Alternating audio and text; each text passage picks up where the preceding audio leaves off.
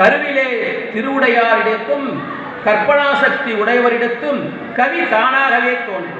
எனக்கு கவிதை எப்படி தோன்றியதோ தெரியாது, நிச்சயமாக இந்த காரைக்கால் மண்ணில் நான் பிறந்ததால் தான் நான் கவிதை. விதை ஒன்று போட விருட்சமது உருவாகும், கவிதை என்ற விதை போட சொல்லும் பாவும் உருவாகும். புலரும் காலை பொழுதாக, பூங்கா பூவும் குயிலாக, மலரும் மலரின் மனமாக, மயங்கி ஆடும் மயிலாக, கவிதை பூங்காவை திறப்போமா, கன்னித்தமிழ் கவிதை கேட்போமா?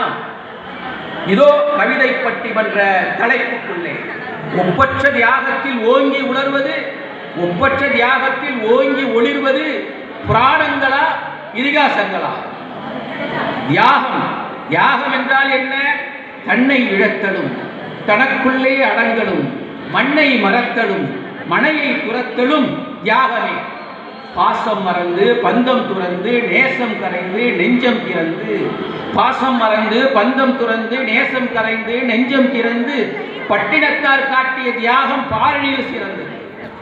கூடை கூடையாய் தங்கம், கூடம் நிறைய வைரம், ஆடை அணிகலன்கள் அல்ல குறையாத செல்வங்கள், ஏகபோக வாழ்க்கை எல்லாமும் இருந்தது.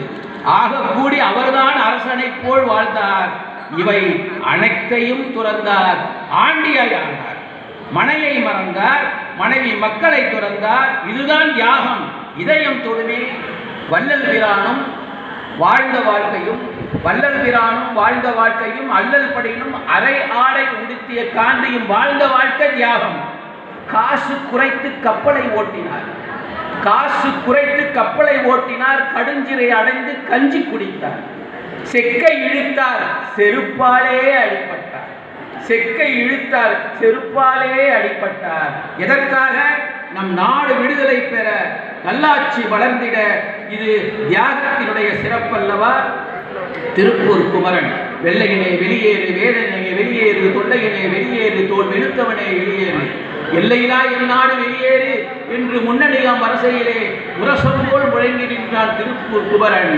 அந்நிய ஏகாதிபத்தியத்தினுடைய அந்த போலீஸ் அங்கே வந்தது, அடியணி என்று அவனை அடித்தது, படிப்படியாக ரத்தம் குவிந்தது.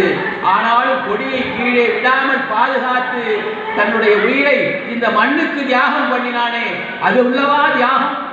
இப்படி தியாகங்கள் இன்றி வாழ்வு இல்லை, வரலாறு இல்லை. புராண இதிகாசங்களிலே புகுந்தால் தியாகங்களுக்கு பஞ்சமே இல்லை. கொஞ்சமா நெஞ்சமா மொழி இருப்பது தியாகமே. வீட்டிலும் நாட்டிலும் எந்த ஏட்டிலும் நிறைந்தது தியாகமே. இந்த தியாகத்தை, இதய தியாகத்தை இனி புராண இதிகாசங்களில் பார்ப்போமா? புராணங்கள் அழைப்பதுதான். புராணங்கள் 18, இதிகாசங்கள் 2, ராமாயணம் மகாபாரதம். இவற்றுக்குள் போவோமா? அதை கொடுப்பதற்கு 6 கோடி விட